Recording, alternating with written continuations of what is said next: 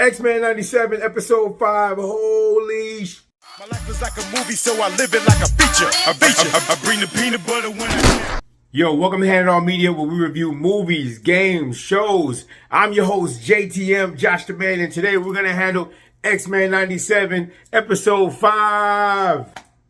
Woo! Let's unpack. Listen, this episode is a damn thrill ride. When I say thrill ride, I think I was overstimulated. It's not enough for me to process. This is going to be good. Right out the gate, man, Scott is doing an interview and on national TV. They're interviewing the X-Men or whatever. But my dog Scott just kind of flip out and just, call the world, y'all some ungrateful human beings, man. Y'all ungrateful. We saved the world time and time again. He just let them have all that truth. And I'm just more and more respect to Scott, man. So Jean's going through her memories. She's doing her whole psychic thing or whatever. And Logan comes out and, he meets her. He greets her. And in the middle of their back and forth that they're having or whatever, she lays one on Wolverine. Like, she just come out, flat out kisses Wolverine. I guess she was vulnerable for everything that's happened or whatever. But respect and shout out to Wolverine. We all know how you feel about him, some Jean. But at the same time, my dog took that kiss and he told her straight out the gate, hey, man, you belong with Scott. Scott belongs with you. That's just the rules of the game. And you're going to need to talk to your boy. Not to say he didn't enjoy the kiss. I got to tell you, mad respect, Wolverine. Mad respect for that.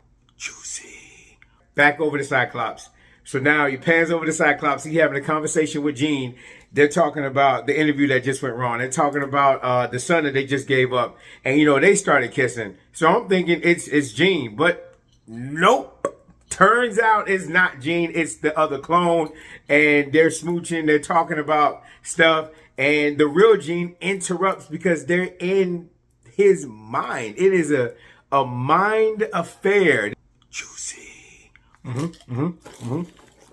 This man, Scott, was in his mind talking to the Jean that had left. So the real Jean comes in like a pissed off girlfriend. She like, yo, you need to bounce.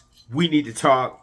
And she's not having it. Meanwhile, she just got through kissing Wolverine and she got the nerve to be upset at Scott? Nah, bro, no. That's not how you play that game, Gene. You tripping, but whatever. Juicy. Moving forward, they had their little back and forth and it was not pretty. And they just kept giving it to us like it was a non-stop thrill ride. We get right into Magneto being summoned out to Genosha Island, and it's the new Genosha Island. They're over there looking like a mutant utopia. You know what I'm saying? Borderline Wakanda for mutants. It's crazy. He's accompanied by Gambit, and he's accompanied by Rogue, and then, of course, we all know why Gambit is there. He's trying to make sure nothing happen or go down with Rogue, so it is what it is. Juicy. Give me more. Oh, man. The way I feel about this, man, the way that they have you gravitate to the drama was amazing. They set it up really nice. Magnificent, because you're just at your TV screen like, oh my gosh, more. You're just like, wow, yeah. And they made you care. They made you feel it. Great job on this episode to make you feel each and every character struggle. They did it. So now we're in tune with the drama. And there's no action yet, really. And there's so many cameos in this episode. It's crazy. It's a lot of cameos. Too much to count. They overwhelmed us with the cameos. He's there because they want him to actually take over Genosha. They want him to be the, be the man out there in Genosha, be the president. Now, he considers it only on one condition, and that's if he has Rogue by his side as his queen, and he think he's slick. Magneto, you think you're slick, boy. You ran that game smooth, but you know what? Who wasn't having it? Remy was not having it. You know that's his girl. You know how you feel about it, whatever. So she resisted at first, but turns out she gave in, but not before having a very heartfelt talk with Gambit. And yes, ladies and gentlemen, she told him. And I'm sorry, I was just like, yo, Rogue, you harlot. Go. Let's go, don't stop. You gonna break my boy's soul like that? Like Gambit, and I wanna be like, guys, this scene where Gambit's sitting by the fire, he's taking it like a G. He first was playing with his card, shuffling the deck. As she's telling him what she's telling him, like, look, basically he's the only man that, that was able to touch me. And I feel this way, I feel that way. And I'm just like, no, stop telling him all the details. She giving him detail after detail, bro. Like, if for anybody who's ever been cheated on or have a breakup, the last thing we want to know is the details. That's the last thing. Even if we say we want to know, we really don't want to know. But it does a great job at making you feel like this. Like, it really does. It does a tremendous job at making you feel Gambit's pain as this woman is telling him what happened and what went down between her and Magneto. And he took that information like a G. So he was even trying to tell her, like, look, you making a big mistake. And she's like, no, he's the only man that can touch me or whatever. No matter what we feel for each other, you can't touch me. And he's like, it ain't all about that. And he laid it on her. He said, it ain't all about that. And sometimes it goes deeper. And she's like, not in this case or whatever. But anyway, she hurts my dog. My dog, he gets up. Gambit gets up and he says, look, we're just going to be friends. You know what I'm saying? Like, that's how we're going to deal with this. We're going to be friends. And he give her that last little kiss on her hand, her glove or whatever. And he walks off like a G, like a boss. So later on, they get to the banquet where they're celebrating the news of Magneto and Rogue. So they're wondering how Rogue is going to respond. Rogue comes down in a very elegant flying way and catches the eye of Magneto. Meanwhile, Remy's at the bar watching this go down. Watching it. Taking it like a G. They're dancing. They're doing this Disney Cinderella thing in the air because all the flyers got out there and they started dancing in the air. And meanwhile, Remy's not trying to, he sees them touch, flesh to flesh. And he's like, I'm out of here. My dog gets up. He gets out that bar. He couldn't do it. Jean watches, the clone of Jean watches him walk away or whatever. And so they're continuing their little dance. And then she tells him, they actually embrace each other a little bit on the dance floor. She kisses Magneto. And then she hits him with the line that Remy hit her with earlier. Like, look, hey, I'm not feeling this. And Remy was right. Harlot. So now you break Magneto's heart too. You break Magneto's heart. You break Remy's heart. Nah, man. You break Gambit's heart. You break Magneto's heart. Nah. You flaw, Rogue. You flaw for this one. I don't like it. But anyway, fast forward. Jean's out. The clone of Jean is outside. And, she had to get some air because she had a little psychic attack. And Cable, out of nowhere. This is what I'm saying. Like, this thing was a thrill ride. Get ready. Cable is freaking running up to people and saying, hey, turn off the music. You need to get out of here. He makes it over to Jean's clone. And, she puts two and two together. At first she says, Cable, what are you doing here? Whatever. He comes and he said, you got to get out of here now. Like, get everybody out, turn the music off or whatever. And she puts it together. She touches his face and she's like, those eyes. And she figures it out. Cable is her biological son. She's like, you made it, da-da-da. And Cable's time band comes on and says, hey, it's about time to go. And he's like, no, not now.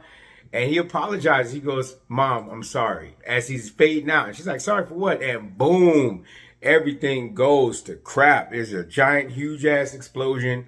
Everybody's on the ground. It's a lot of people that are hurt, injured, and killed. And it's Magneto's there. He's okay. He shielded himself. Rogue is strong enough to withstand whatever's going on. Gambit is he don't ruin the suit. They don't ruin Gambit's suit.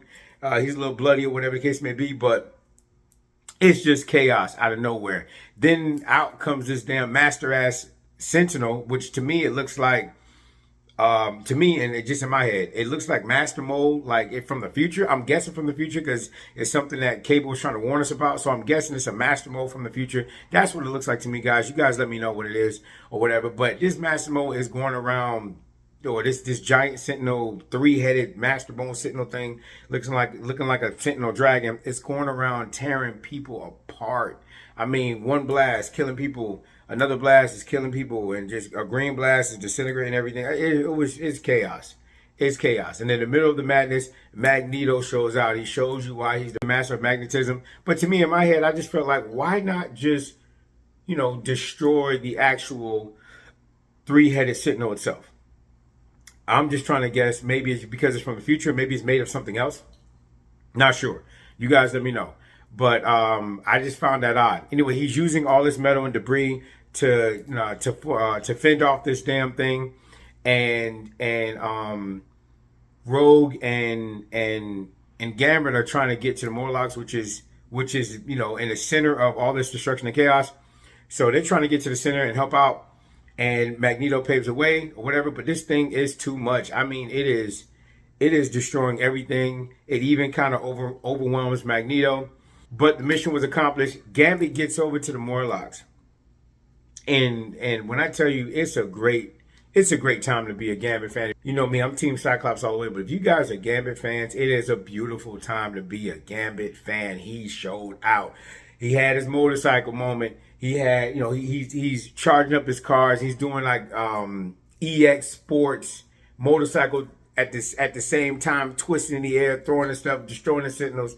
He showed out. Remy had his moment. Gambit showed out. Good stuff. Rogue was doing her thing with a super strength. Magneto's doing things. So now you got this epic in-game battle. This thing felt like a season finale. It was ridiculous. And towards the end, this thing is getting the best of Magneto. He makes it over and shielded the Warlocks from this giant blast that was going on. And at the same time, he goes ahead and he makes sure Gambit and Rogue do not interfere. He throws a metal their way while he's holding this giant Magneto force field for him and the Warlocks. And he's doing all this at once. And Rogue freaks out. She's like, "Don't you dare!" And he's like, "Okay, yeah, this chick is strong. So let me go and add some more metal. She needs some more." Even though Gambit was even trying to tell her, "Yo, he's trying to protect us." She was trying to hear all that. She was compromised emotionally. I get it. It is what it is. But Magneto was like, "Nah, man." And I wouldn't lie. This scene reminded me of Star Wars Rebels, where Kanan held back the love of his life with the Force. This is genius writing. And you just like, oh my gosh, more. And they did not disappoint. They gave you more. So right after that, bam, he looks down at Leech from the Morlocks, and he's just like, don't be afraid. That's the promise that he made him. And the blast just overwhelms all of them, and they're gone. That's it. That's it for Magneto. That's it for the rest of the Morlocks. They're done. And emotionally compromised, freaking Rogue charges this damn super dragon sentinel, and she's about to get her butt blasted, and Gambit to the rescue. And I'm just like, boy, he loves this woman. He charges up the bike, does a trick to the bike, knocks her out the way so she avoids that blast, and he decides to take on this sentinel. He runs towards it. The sentinel sees him, doesn't even see him. He don't even see him as a threat. He's just like, oh, it's a mutant intruder. Let me go ahead and take care of this real quick. Gambit dodges everything. He gets to the air. He's about to get right to the Sentinel. And whoom. Ah, we're going crazy. Gambit is stabbed in the side, bro. He's like, it's stabbed in the side. And we're just like, no. You can't kill a main character on the... Wow. He got this blow. And now the Sentinel is just like, you know what? Mutant threat is eliminated. We good. Gambit... in Gambit fashion, lets off a smirk. And I knew it was coming. I knew what was coming at that point because I couldn't call anything up until right now. He gets stabbed, so of course, he's Gambit. Let's charge it, mon ami. Charge it. I'm just like, this is genius writing. And you just like, oh my gosh, more. And the thing that came out, the Sentinels, wherever it came from, it's like a little tentacle, whatever the case may be. He's like, in response to it saying the mutant is eliminated, he's like, the name's Gambit, and everything charged. The tentacle charged from the Sentinel, the whole Sentinel body's charged, and it was one hell of a moment. Great writing. Right from him saying, the name's Gambit, mon ami. Remember it.